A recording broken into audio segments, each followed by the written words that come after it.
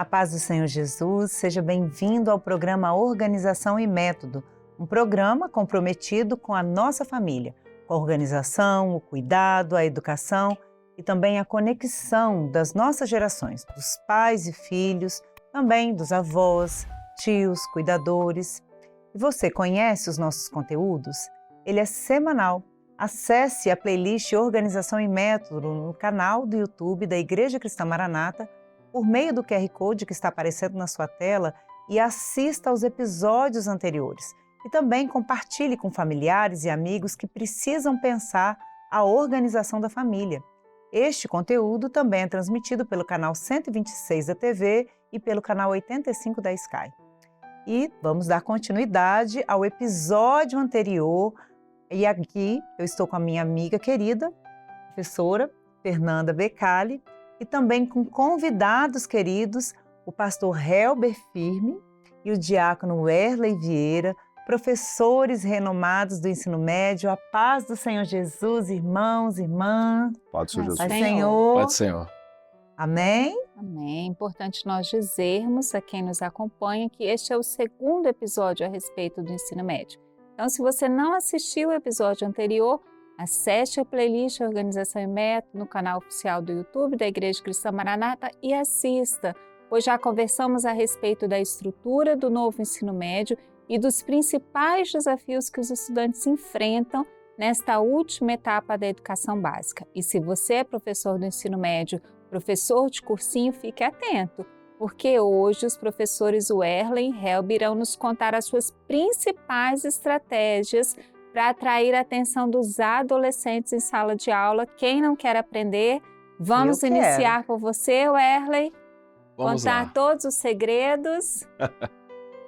Eu sempre costumo dizer assim que em sala de aula a gente tem que viver aquilo, seja o professor que você queria ter. Né? Que tipo de professor você... quando você... A gente... Ao tempo, para não entregar a idade, às vezes você questionar por que o professor ensina daquele jeito, por que ele não faz daquele jeito, por que ele não faz assim. Então a gente tem que levar essa máxima, seja o professor que você queria ter.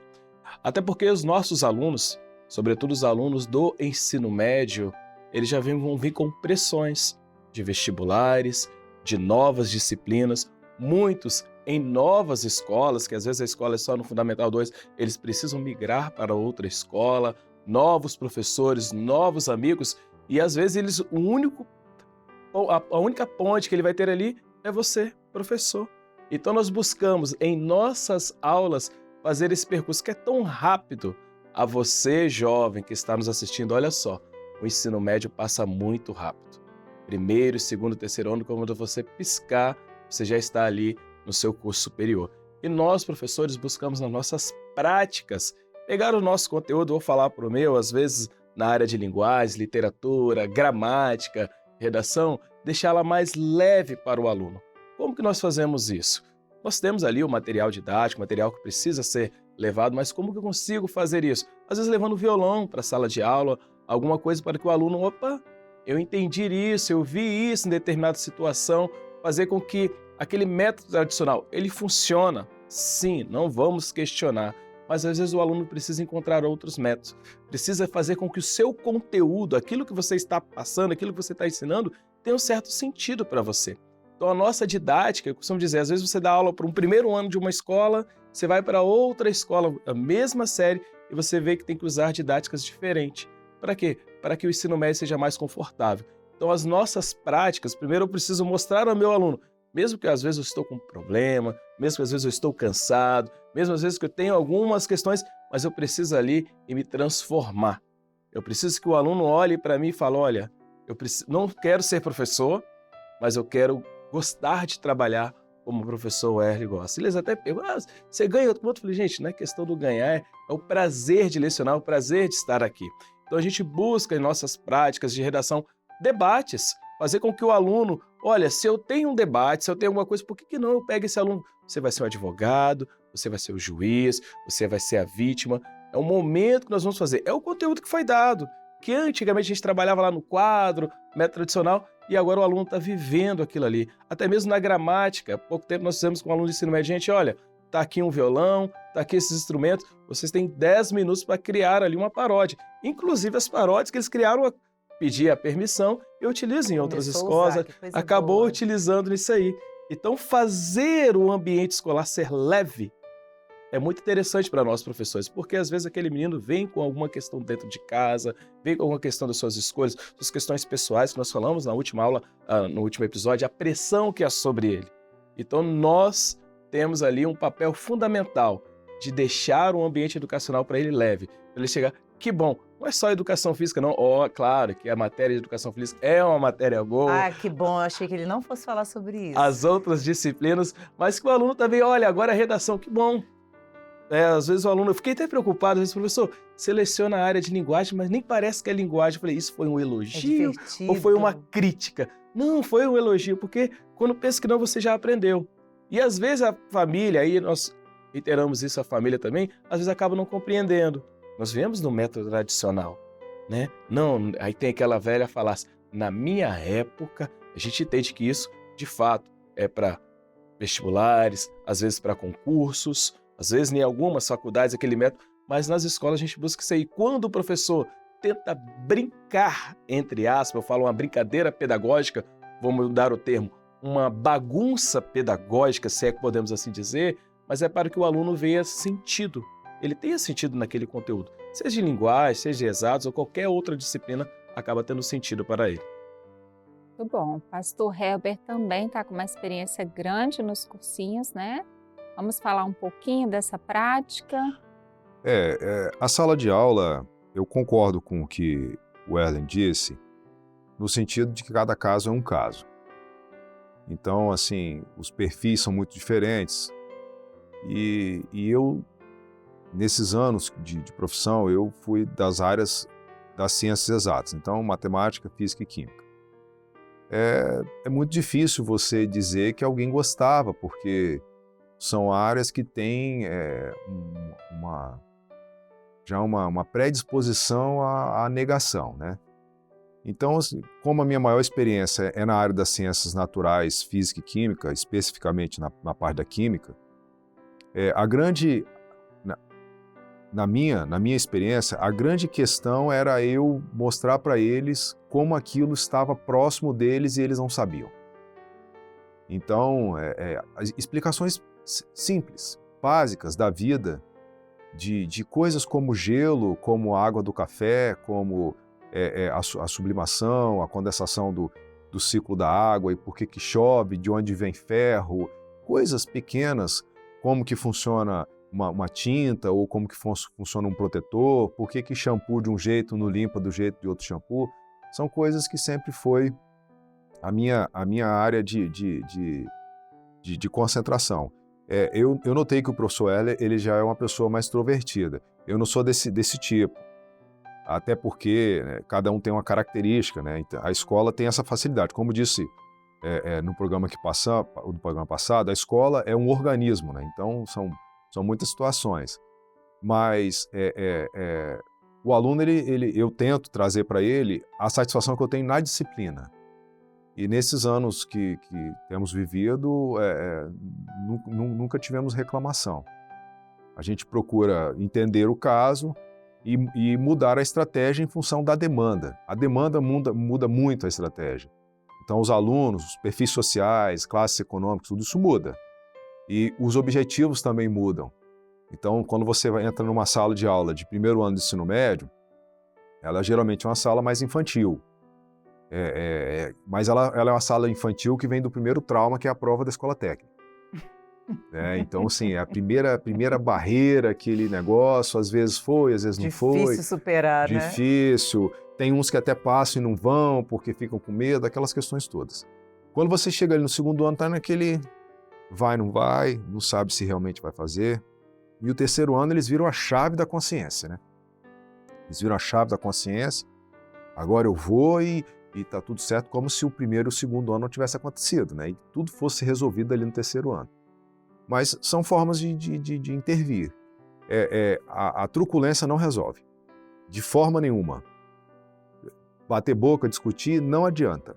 O adolescente fica até como sugestão aos pais, né? O adolescente, você precisa encontrar o veio dele. Você tem que ir aonde ele pensa, no que ele está vendo, e ali você vai encontrar o caminho das soluções. Fora disso, vai dar mais trabalho. Então, a sala de aula é assim. Nós temos perfis diferentes, nossos estudantes também, né, têm diferentes perfis, diferentes demandas. Aqui nós vimos, pela fala dos nossos colegas, professores, a importância de gerar uma conexão com os estudantes, de demonstrar respeito não só por ele, mas também pela escola e pelo conteúdo que você está trabalhando. Então, com mais ou menos extroversão, mais ou menos diversão, mais seriedade ou conexão com o nosso dia a dia, o que nós estamos aqui falando é da importância da gente também mostrar para os estudantes que nós respeitamos eles e o nosso conteúdo, o nosso trabalho, né?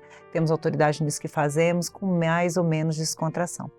Mas nós também sabemos que o ensino médio, né, neste tempo, os nossos adolescentes e jovens, eles se preparam para o Exame Nacional do Ensino Médio, o Enem. Em 1998, quando ele foi instituído, o Enem tinha por objetivo avaliar o desempenho escolar dos estudantes ao final da educação básica. Mas, a partir de 2009, esse momento foi aperfeiçoado, a metodologia, e ele passou agora, o Enem, a ser utilizado como um mecanismo de acesso à educação superior. Então, as notas passaram a ser usadas para ter acesso ao Sistema de Seleção Unificada, o SISU.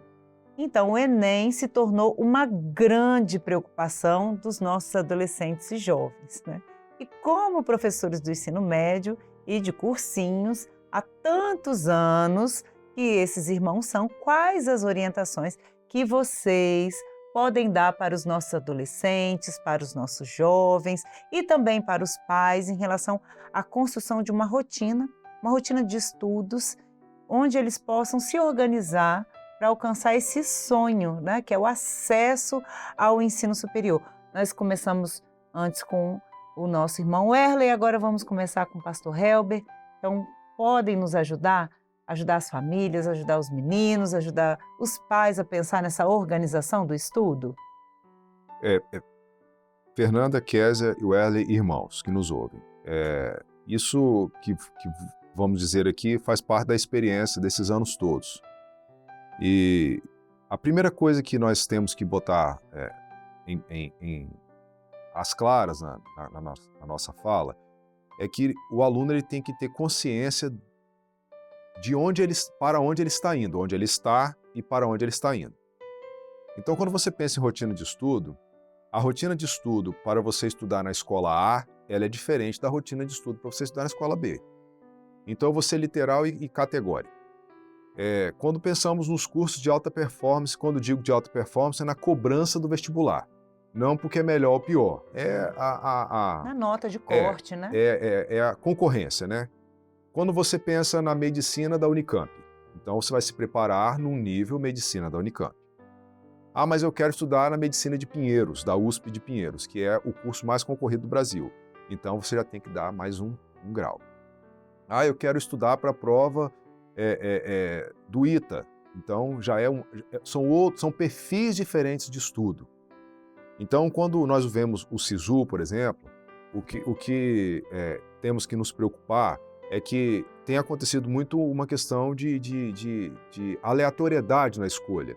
Então, ele se prepara para Direito, a Universidade Federal, por exemplo, do Espírito Santo, que é um curso de grande cobrança. Aí chega lá no SISU, ele vai, são alguns dias, né? Ele coloca a nota dele, aí ele passou. Aí, quando dá o final daquele dia, ele vê que ele não passou. Aí ele já coloca no curso A, ou administração, por exemplo. Aí ele começa a pensar, administração é à noite, não sei o quê, não quero administração, vou para contabilidade. Aí, isso tudo no primeiro dia. Aí, veja bem, ele ia fazer direito. Aí, vou para contabilidade, aí ele cai em si e pensa, poxa, mas eu vou ficar fazendo conta, eu vou estudar estatística, no contabilidade dá certo não. Vou ver a psicologia. Aí, veja, olha onde ele já transitou. Então, ele saiu do direito e foi para a administração. Não tem nada a ver uma coisa com a outra. Não tem nada a ver. Aquilo que o Werley disse numa fala passada, no episódio passado, por isso que é bom o aluno ter acesso ao profissional. Então, ter interesse pelo futuro é não desistir dele, inclusive, né? Então, tem que tomar cuidado com isso, porque eu vou estudar para ser engenheiro da computação, que é um curso dificílimo de entrar. Que algumas pessoas não sabem nem que ele existe, né? Mas a nota de corte da engenharia da computação, ou ela é a da medicina, ou ela é acima da medicina, porque a concorrência é muito específica. Então, a pessoa tem que programar em função daquilo que ela quer. Eu costumo dizer aos alunos de pré-vestibular, e nesses anos, já trabalhei muitos anos em pré-vestibulares, todos desse nível de cobrança, eu falo para eles que no que eu mais vi que deu mais certo é o número de questões dia. Então fica uma sugestão. Quantas questões você faz por dia? Independente da matéria? Independente da matéria. É óbvio que, quando nós vemos isso, existe um engodo nessa conversa toda, dizendo que eu vou fazer prova para medicina, a prova do dia 2 do Enem é mais importante. Eu conheço vários alunos que nós podemos trazê-los aqui, servos do Senhor, que não passaram na medicina da Universidade Federal por causa do dia 1. Porque na prova de ciências humanas ele foi mal. São pessoas que têm um rendimento de 95% na prova do dia 2, que é a área deles. Por quê? Porque eles ouviram alguém dizer, ou porque eles se convenceram em si próprios, porque tem isso também, de que a prova, se eu vou fazer medicina, eu tenho que estudar matemática, física, química e biologia. Mas tem a outra prova. Tem história, tem geografia, tem filosofia, tem sociologia, tem literatura, que, com o perdão do professor Werley, ninguém acerta aquelas questões, que elas são dificílimas. Eu costumo dizer aos alunos que nem quem fez a questão de literatura acerta ela. Mas, enfim. E tem a grande questão do vestibular, que é a redação. Eu não vou entrar nesse ponto, porque ele vai com certeza dizer, mas é 40% da nota, então você não pode viver, né, alheio a isso aí. Mas as horas de questão, ela chama muito a minha atenção.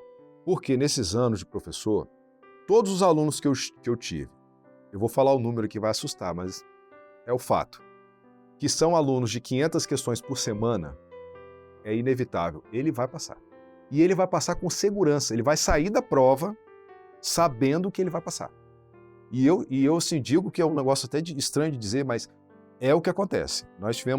Eu tive a oportunidade de no ano de 2023, dar aula para uma turma que teve o primeiro lugar da Universidade Federal do Espírito Santo, teve vários primeiros lugares de curso, e eles eram pessoas que eles passaram um ano sabendo que eles iam passar, porque eram pessoas de 500 questões por semana. Então você chegava na sala, já estava pronto. Eles iam para a aula para tirar dúvida. Eles não iam para a aula para aprender, porque eles fizeram o primeiro ano certinho, eles fizeram o segundo ano certinho e o terceiro ano é revisional. O terceiro ano é retomada. Então eles estudaram no primeiro ano, eles estudaram, olha como é que a rotina ela começa. A rotina não começa no terceiro ano, a rotina começa no 9º ano. Aí quando eu digo para os pais assim, eu quero que meu filho seja piloto da Força Aérea, então seu filho tem que começar a estudar no 8º ano. Então ele tem que se dedicar... Inclusive para as outras provas, o BMEP, essas outras Olimpíadas, a OBA, a Canguru, ele tem que se dedicar. A vida, ela não pode ser concentrada no terceiro ano. Inclusive, vale dizer que nós temos muitos alunos de mais de 20 anos de idade. Por quê? Porque eles ignoraram o estudo no 8º, no 9º, no 1º, no 2º e no 3º ano. E aí, quando eles decidiram estudar, teve que fazer tudo de novo. Então não é porque ele não... É porque ele teve que estudar. Ele teve que fazer o 8º ano de novo, 9º ano de novo, 1º ano de novo, 2º ano de novo, porque eles não estudaram antes. Então, estudar não é perda de tempo. E aquela fala de pai, né? Estudar não mata e não tira pedaços, né? Vale muito a pena. E quando ele falar, vou até ler um texto da Palavra do Senhor sobre isso, porque não tem jeito. E tem que ter dedicação. Não é para parar de viver para ficar estudando, de forma alguma. Mas tem que ter ordem e tem que ter objetivo. Então eu vou estudar para a prova do vestibular tal, eu vou conhecer a prova tal, eu sei que vai cair lá tal e tal e tal matéria, a história da prova é assim, então eu não posso ir despreparado para ela, eu tenho que conhecer. Por isso que a repercussão da prova da escola técnica é ótima. Porque geralmente eles vão para a prova da escola técnica sem conhecer. E aquela prova não é fácil. A prova de ensino fundamental. Aquela prova não é fácil. Ela não é uma prova simples, ela é uma prova emocional, como o Enem, né? O Enem é uma prova de resistência, né? Ela é muito mais emocional do que propriamente técnica. O Enem não é uma prova técnica. O Enem é uma prova de resistência emocional. Mas a pessoa que se preparou, horas de estudo, vai gerar resistência no desenrolar da feitura da prova. Ele é uma pessoa que ele vai bater o olho, essa eu já fiz, essa eu conheço, esse assunto é tal e tal e tal, e vai. A coisa ela anda mais rápido, mais seguro. Isso aí. Antes de passar a palavra para o irmão Werley, eu vou fazer uma pergunta que todo adolescente que está nos assistindo deve estar fazendo. Pastor Helber, como ter vida e fazer 500 questões por semana? Vou dizer. Conta-nos tudo. Começando com 50 questões por semana. A gente não começa... Não tem a menor possibilidade disso acontecer. E outra coisa, não é procurando gabarito. Porque ninguém aprende procurando gabarito. Você tem que fazer a questão. Aí errou, para e retoma. É igual reescrita da redação. Você não aprende redação fazendo redação, você aprende redação vendo a reescrita. Então isso aí é padrão, é para todo mundo sabe disso. Então eu vou botar na minha cabeça o seguinte, eu quero ser uma coisa que está muito em voga nos alunos hoje, e para ser sincero, eu não sei dizer porquê, mas é um fenômeno social que nós temos observado. Eles querem ser das relações exteriores, diplomatas, essa coisa, tudo está muito assim, né? Enfim. E a gente sabe que essa profissão é dificílima. E a gente vê pouco neles o entendimento de como isso é difícil. Assim, sendo prático, você é juiz. Não é assim você é juiz. Não é assim você é juiz. Calma.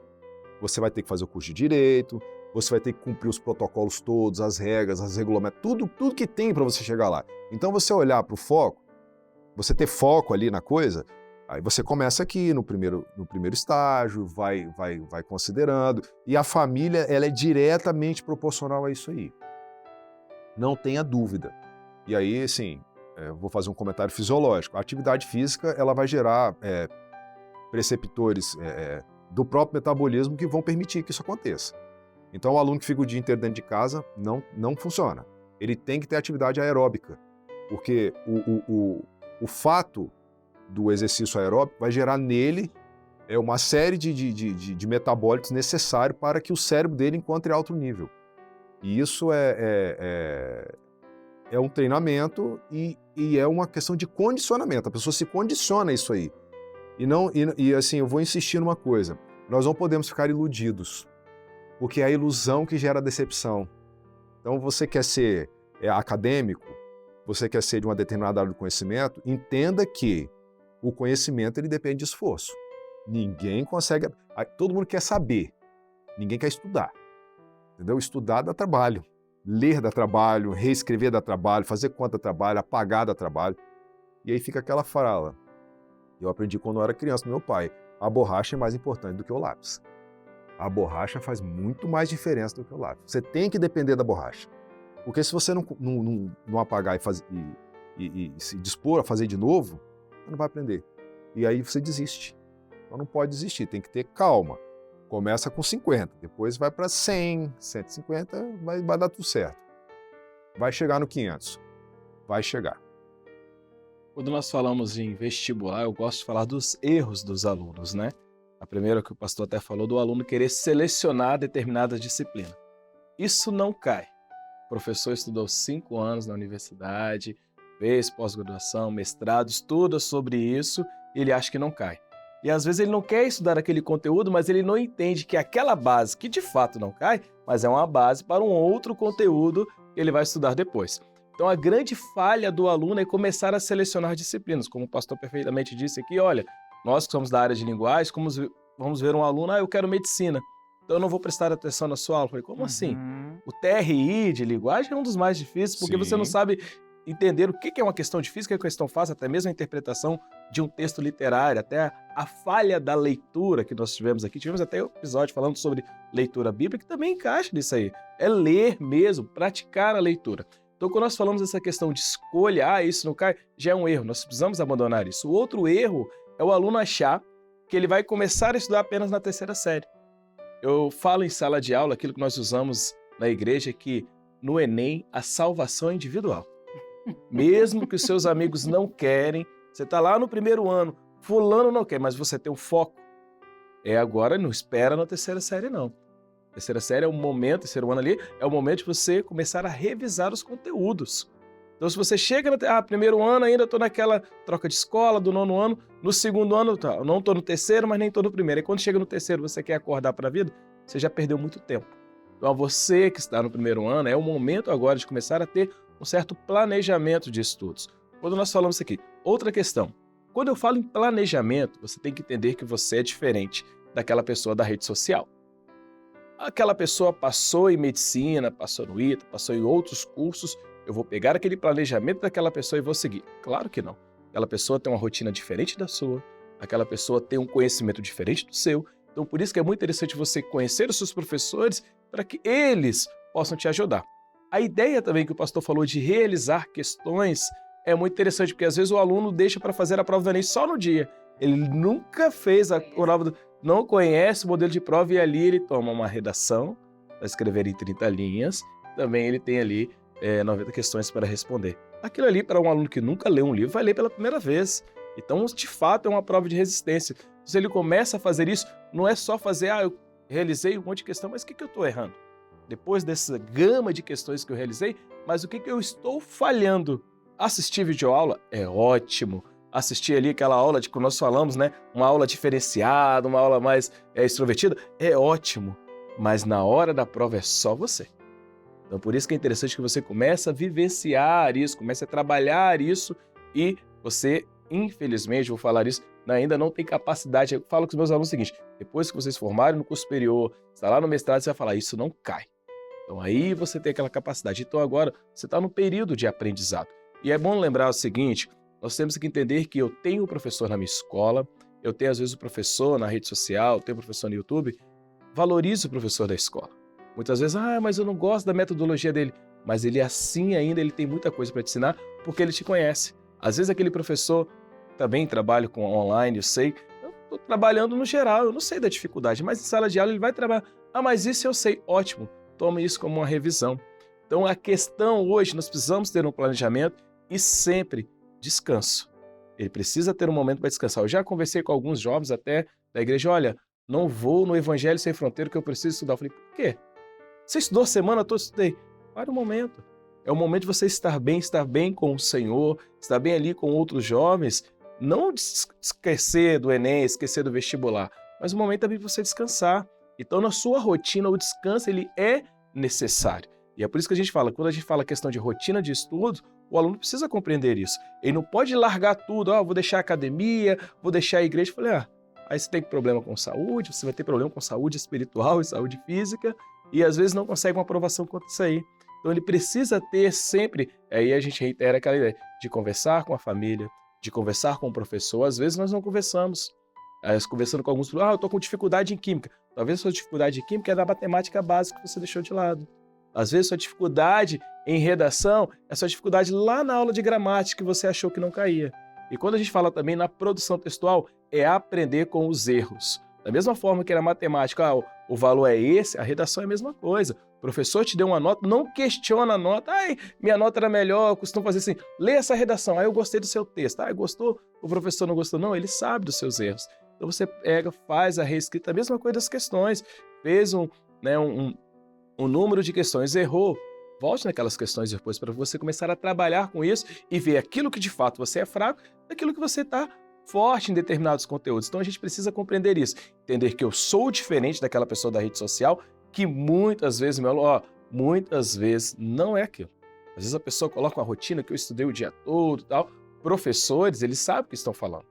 Quando o professor falou que, olha, são 500 questões, porque ele já viu isso, alunos passando por isso, teve um resultado. Mas às vezes aquela pessoa que você segue, colocou aquele monte de material, eu vejo muitos alunos isso, ele tem um material da escola, ele tem um material, mas ele pega aquele monte de material da internet, ele não sabe o que vai fazer com aquilo. Ele tem muito material, mas ele não sabe como se organizar. Então é muito interessante você conversar com pessoas que já passaram por isso para melhorar o seu desenvolvimento ali nas provas. E como nós falamos, nem tudo é para valer nota. Eu vou fazer tal coisa, vale nota, não vou fazer. Não, você que quer alcançar um êxito, um resultado bom no vestibular, se o professor fazer uma lista, faz. Se tem até mesmo, eu estava brincando com alguns alunos que são da igreja, falei, como que vocês estão respondendo lá as contribuições, colocando as contribuições? Aí teve um aluno, professor, eu peguei as suas ideias de redação, fiz um texto enorme. Falei, é isso mesmo. é o momento de aprendizado, é o momento que você está lendo ali. Então, todo momento que você tem a oportunidade de escrever, aproveite-se, mano. Não é só na escola, às vezes em outros lugares você também vai adquirir conhecimento. Bom, e agora nós vamos permanecer em família. Vamos ouvir uma participação especial do pastor Marcos Ferreira, que é irmão do nosso querido irmão Erley, e lá de Santa Catarina, no Instituto Federal, está trabalhando com os adolescentes, com os jovens, e ele vai nos contar um pouquinho das dicas de estudos no ensino médio, dessas rotinas, que nós já aprendemos muitas coisas aqui hoje, e depois o pastor Helber vai nos trazer uma palavra do Senhor falando sobre isso. A paz do Senhor Jesus, sobre o Enem, uma rotina, né, adequada para que o estudante tenha sucesso na prova do Enem e alcance ali a sua tão sonhada aprovação no curso superior.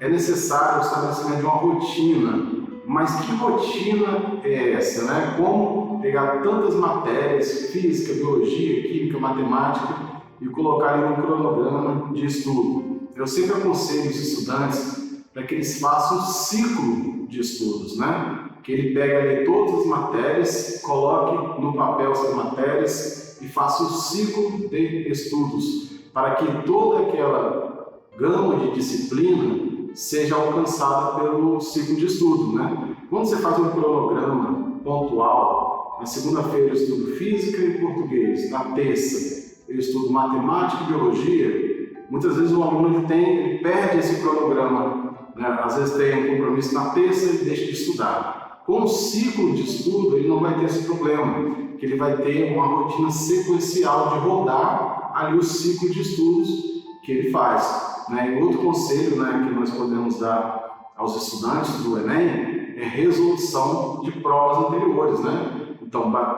rodar o ciclo de estudos com conteúdo e fazer bastante questões de vestibulares anteriores. Amém? A paz do Senhor.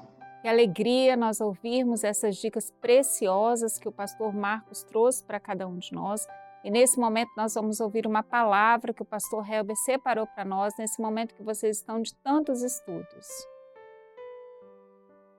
A palavra do Senhor ela é escudo e broquel. Então, vou deixar um texto aqui para os pais e para que eles transmitam aos filhos ou àqueles jovens que nos ouvem aqui.